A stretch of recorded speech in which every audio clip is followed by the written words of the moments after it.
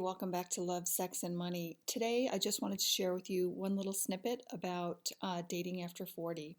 If you're dating after 40 or after a divorce, it can be very traumatic to try to let down your walls to allow someone in. The reality is that we create energetic heart walls around our heart when we have been deeply wounded by love. And so, if you want to experience a loving, healthy relationship, it's absolutely critical that you do the emotional healing work to heal the wounds and the trauma from your intimate love relationships. Because if you don't, you will continue to attract the same exact scenarios you have in the past. You will just keep repeating it.